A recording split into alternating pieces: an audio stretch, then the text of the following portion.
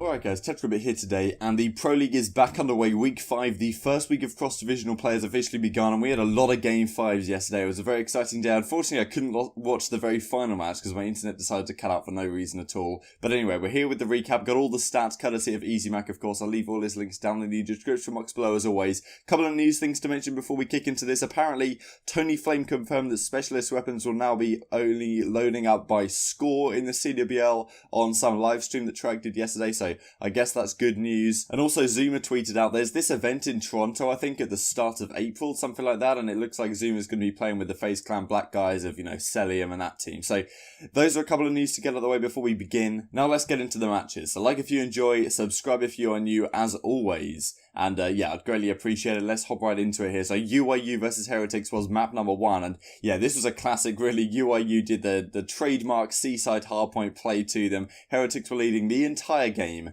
And then UIU managed to bring it back. I think Proto had a pretty ridiculous game here. He started down very heavily on the scoreboard and then turned it around 23-90 to finish off with. So UIU take map number 1. Map number 2 is pretty interesting because Methods went 1 in 9. But Parzelion, his fellow assault rifle, just dominated. Had a really sick 1v2 even though the guys on Heretics were weak, so they managed to close out map number 2, and then map 3 was not even close. This is the issue right now with this Heretics team, is that they cannot win a control to save their lives. Of course, a lot of these rounds were relatively close, but they were losing controls left, right and centre at the CWL Fort Worth event, and of course they continue their run here, which is not looking great for Heretics. I fancied a game 5 in this one, but UIU closes out 3-2-0, which was surprisingly convincing, I thought. So this is the final box score for the series. That is the most ideal scoreboard out of UIU I think you could ever see. All the players crushing it, apart from Proto, who's slightly negative, but considering the role he plays, if he's putting up a .96, there's no way you're losing a series with this team in current form. So yeah, very impressive from UIU. Second series of the day was Red Reserve versus Accelerate. Now this is a very interesting one. So right here, map number 1 was just all Brack. At one point in this game he had like 24 kills and his teammates combined had like 25 or something, or he had 22, his teammates combined had 25. It's quite ridiculous what he was pulling off on the map here. Gave them up a huge lead, and yeah, 250 to 166 arguably flatters Red Reserve because it was not close apart from Scraps crushing it as he tends to do. And map 2 Accelerate closes out as well. This is where I was like, wow, what is going on right here? Zero had a nearly nasty 1v4, but he couldn't quite defuse the bomb in time. I'll probably put that on screen at the current time. So yeah, Accelerate managed to win this one 6-3. A couple of close rounds, couple of rounds that Red Reserve really, threw away to some degree, especially the one where Brack had that 1v2 against Rated where he was shooting him in the back. And yeah, well, Rated's been ill for a few days now, and there's been this discussion. Well, we'll talk about it after this match. Bantz's post-game interview and the like, talking about, what exactly was going on with his team, with Bantz supposedly getting dropped off the roster and then Scraps maybe wanting to leave and the like. So we'll talk about that in just a second here. Map number 3, Red Reserve managed to take it 3-1. Very, very good control team right here. And yeah, Zero had a great map. Rated had a really good map as well to try and bounce back. Map number 4, they closed out relatively comfortably on Arsenal. They were leading the entire game in this one. Scraps just dominated 33-16. If there's anyone you need to step up on this Red Reserve team at any point, it's going to be Scraps. And yeah, he put in a shift here. Bantz had a really great series as well overall when you look at the final box score in just a second. And yeah, this final Search and Destroy was a 6-3 once again in favour of Red Reserve. So yeah, impressive stuff. Bantz had a really good map and so did Scraps here. So, and then yeah, Bantz gave this post-game interview.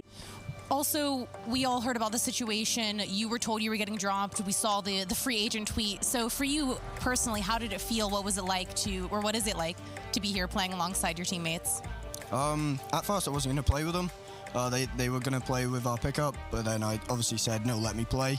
Like I said, we're all friends, and I want to see them win, even if I'm not on the team after I've done my part to help them get a better seed and everything, so hopefully I can prove myself to them.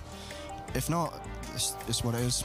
So these are the end of the series stats right here. Bantz had a fantastic series, of course, as you can tell in that interview. Very respectable interview what he gave right there. But at the same time, he's obviously got a target on his back to step it up on this team. And if he doesn't, then, well, he seems like he's going to be out the door. So it's a great series here. Does really, really well in those last couple of maps to help him through. Of course, Scraps goes 99-66. Doesn't get much better than that. 1.5 KD over the series when you go to game 5. It's just remarkable stuff. So Jess does that post-game interview thing where after map number 1, she goes and says what the teams had to say beforehand. This is what she had to say. over on the side of Red Reserve, I did catch up with Rated, and, he was very candid with me. He said that Fort Worth was the final nail in the coffin, and he kind of, looked me right in the eye and said, well, we've got, one player who wants to leave, one player who just got told he's going to get dropped, and I'm 6. So that's about where we're at. It's either going to be 0-4 or 4-0 for us this week. So now, Rated corrects her to some degree, saying Scraps. I mean, it's meant to be Scraps wanted to leave, and then Bonta was going to be potentially dropped. So those were the key words missed. One series doesn't decide whether everyone's saying, see how this week is going, but Matt, that's Scrapsy, is no longer leaving. So with the red drama kind of settling down for the time being, let's talk about LG, because we talked a couple of days ago about the potential Rampart gentleman's agreement, and it seemed like LG were being effectively forced into agreeing to it, or something along those lines.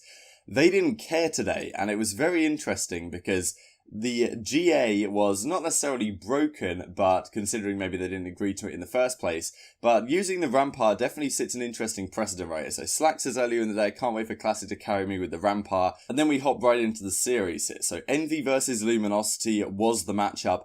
LG crushed it map 1. I'll show you a clip right here of Gunless just going off this map. Let's get to an Astro Gaming listening with Luminosity. I'm actually 44. I'm roasted, yeah, I know. Dude, three there. There's two more, Pierce. Oh my god, baby! There's Sandor. I full fucking streaks! I full fucking streaks! Get that ult time, Pierce.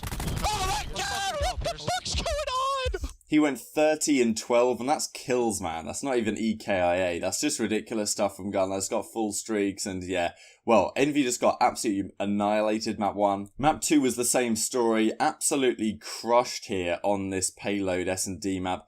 Classic went off. I think Classic broke his record for the most kills he's ever set in a Search and Destroy this year, and also his highest KD ever in a Search and Destroy map so far in Black Ops 4, with a 13-in-4 performance with none other than the Rampart. So, I mean, look, I'll just say this briefly. The Rampart is obviously a very, very strong weapon indeed, and yes, it arguably is better than the Maddox and the ICR in circumstances.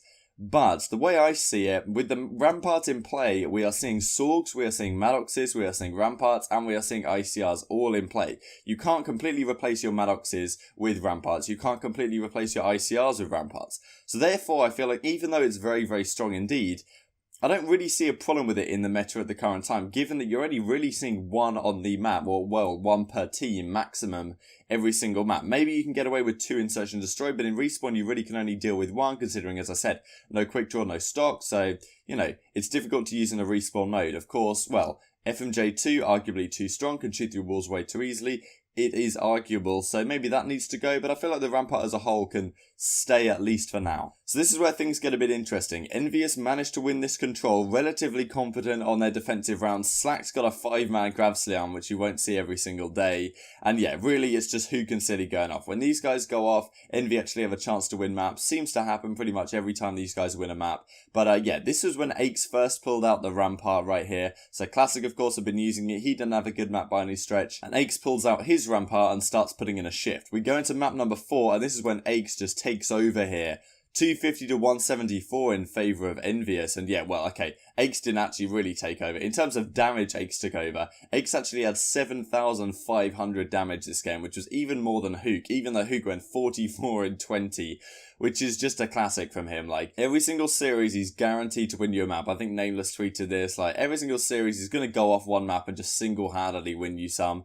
And yeah, wow, Silly didn't even need to do anything on this frequency map. Formwood did not have a good map number 4 here, and yeah, Aches really did outplay Classic, I guess, in that Rampart role in this map, and then goes all the way to a game number 5. Envy managed to take it to complete the reverse sweep in the series. The back-to-back reverse sweep is pretty remarkable. Gunless and Slacked had great maps, but Formal really made a big mistake in the final round here. So it was 5-2, I think, in favour of Envy. LG brought it all the way back to a game 5, or to round 11, of course, in game 5. I think JP had a stat where, including like Vegas, excluding the Pro League qualifier, but including also the Fort Worth event and the Pro League, they haven't won a game 5 like at all. They're like 0-7 or something ridiculous. So they finally get one to close out here, which is pretty incredible. And yeah, it really was Formal's mistake. He got one down with the Tempest in like Little Room, and then he decides to push out for some reason, maybe thinking his right was being covered by one of his teammates. Gets taken down with the Tempest. Assault had a really nice 1v2 mixed within there as well. So Envy managed to take the series over LG, which I think is pretty damn surprising. But of course, LG were unreal the first couple of maps, and then yeah, well, some off games here from Formal and John towards the end, and well, Hoog stepping up massively heavily in that game number 4. Aches had a very good map 5 as well. These were the final stats, as you can see right here. We have this situation where Hugo's 97 in 72, exactly the same KD as Gunless on the other side of him, but yeah, Gunless had way more hill time, but at the same time, of course, Hug is playing that SMG role, so yeah, Hug was really, really good this series, of course. He gets the MVP. Aches as well has to have a mention here because he was very, very strong in that map number 4 with the Rampart in hand. Even though he doesn't have the craziest amount of kills, putting all that damage down range definitely has a beneficial effect on the squad. So we had some pretty funny responses to this after we finished. GG's LG, we'll play with Rampies, bro, says Aches. And then we have this from Wurskin. Did someone say stock 2? So effectively, the suggestion is that a lot of the gentleman's agreements might go out the window here. And yeah, TJ says the same thing. I'm thinking stock 2 is back. Rated did a tweet about like the Annihilator coming back. So, you know, considering that LG aren't willing to agree to this gentleman's agreement, maybe the other pros will decide, okay, well, it's time to